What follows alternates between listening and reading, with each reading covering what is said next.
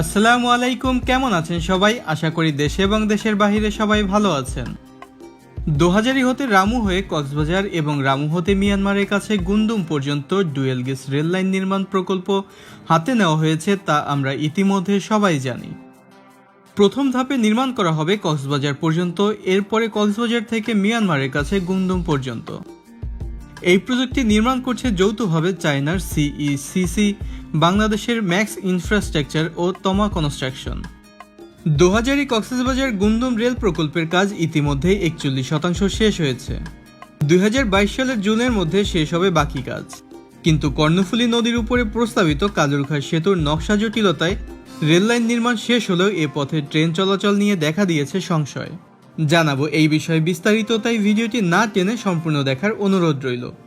যারা এখনও চ্যানেলটি সাবস্ক্রাইব করেনি তারা সাবস্ক্রাইব করে পাশে থাকা বেল আইকনটি প্রেস করে দিন। সরকারের অন্যতম অগ্রাধিকার প্রকল্প দোহাজারী কক্সবাজার গুন্দুম রেলপথ নির্মাণ। 2018 সালে শুরু হয় এ প্রকল্পের দোহাজারী কক্সবাজার অংশে 41% কাজ শেষ হয়েছে।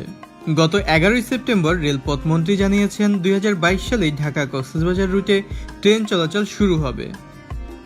অন্যদিকে কর্ণফুলী নদীর উপর প্রস্তাবিত কালুরঘাট সেতুর নকশা জটিলতায় রেল লাইন নির্মাণ শেষ হয়েও এ পথে ট্রেন চলাচল নিয়ে দেখা দিয়েছে সংশয়।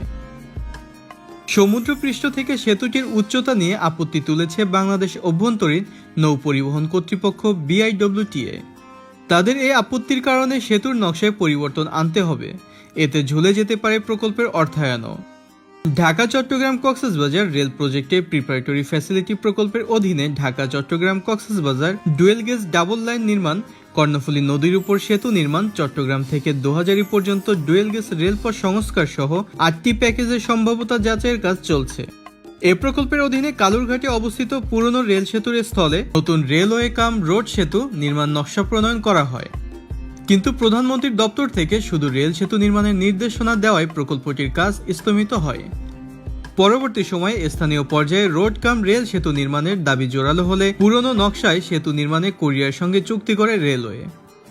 প্রস্তাবিত নকশায় সমুদ্রপৃষ্ঠ থেকে সেতুর উচ্চতা ধরা হয়েছে 7.2 মিটার, যা নিয়ে আপত্তি জানিয়েছে BIWTA। সমুদ্রপৃষ্ঠ থেকে সেতুর উচ্চতা 12.2 মিটার করার শর্ত দিয়েছে সংস্থাটি। ফলে সেতুর বর্তমান নকশা নিয়ে জটিলতায় পড়েছে রেলওয়ে সেতু বিভাগ। সম্প্রতি সেতুর নকশা পরিবর্তন সংক্রান্ত বিষয়ে ব্যাখ্যা চেয়ে রেলওয়েকে একটি চিঠি দেয় প্রকল্পের অর্থায়নকারী দক্ষিণ কোরিয়ার রাষ্ট্রায়ত্ত the economic development cooperation fund.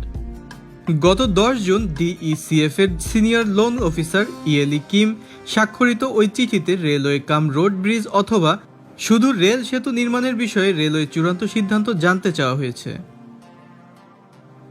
পাশাপাশি স্ট্যান্ডার্ড সর্বনিম্ন নেভিগেশনাল ছাড়পত্র কত হবে, সিঙ্গেল নাকি ডাবল রেল লাইন, লেন সংখ্যা কত হবে, সেতুর টাইপ রেলওয়ে গেজ ডাবল নাকি সিঙ্গেল, ব্রড গেজ নাকি মিটার গেজ এবং প্রকল্পের সম্ভাব্য আর্থিক ব্যয় সম্পর্কে কূটনৈতিক চ্যানেলে বিস্তারিত প্রস্তাব পাঠানোর অনুরোধ জানানো হয়েছে।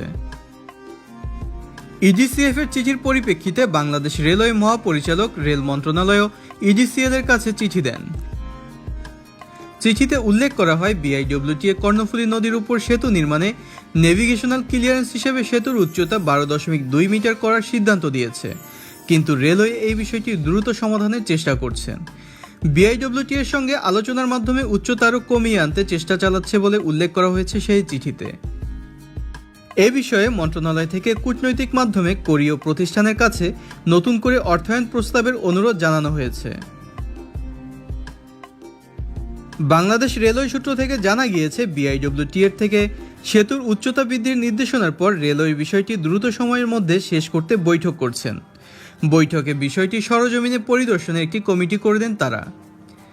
কমিটি যাচাই বাছাই শেষে প্রতিবেদন জমা দেওয়ার পর BIWTA এর প্রস্তাবকে সহনীয় পর্যায়ে নামিয়ে আনতে আন্তঃমন্ত্রণালয় বৈঠকের চিন্তাভাবনা করছে রেলওয়ে মন্ত্রণালয়। কেননা বর্তমান নকশায় 7.2 মিটার উচ্চতায় সেতুর পরিবর্তে উচ্চতা 12.2 মিটার করা হলে সেতুর দৈর্ঘ্য, নির্মাণ ব্যয় ও সময় বেড়ে যাবে। সেক্ষেত্রে প্রকল্পের অর্থায়ন জটিলতা ছাড়াও দোহাজারী থেকে কক্সবাজার পর্যন্ত রেলপথ নির্মাণ প্রকল্পের কাজ শেষ হলে কক্সবাজার পর্যন্ত ট্রেন পরিচালনা বিঘ্নিত হওয়ার শঙ্কা রয়েছে। এই অবস্থায় আগের নকশা নিয়ে বড় ধরনের জটিলতার আশঙ্কা করছেন রেলওয়ে সেতু বিভাগ। দোহাজারী কক্সবাজার রেললাইন প্রকল্পের পরিচালক বলেছেন, নির্ধারিত সময়ের কিছুটা বিলম্বে কাজ শুরু হলেও দোহাজারী কক্সবাজার রেলপথ নির্মাণের কাজ পুরোদমে চলছে।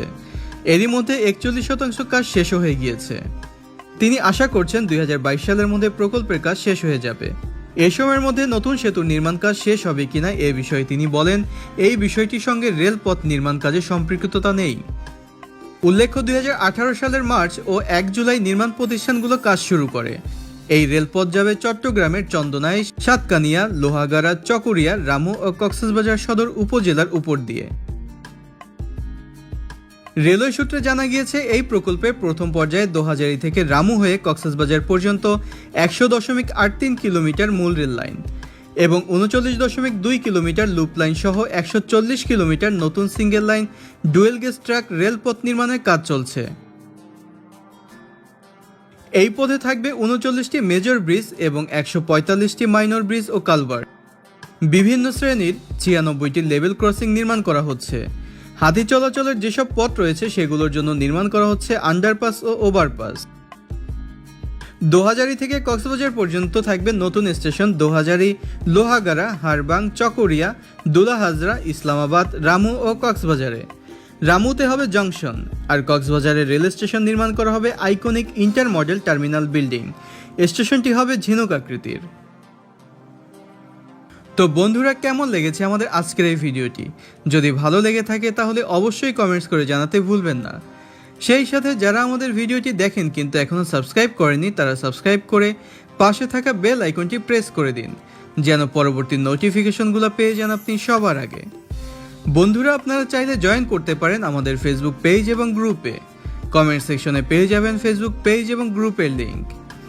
যে যেখানেই থাকুন, ভালো থাকুন, সুস্থ থাকুন। আজকের মতো আমি বিদায় নিচ্ছি। আল্লাহ হাফেজ।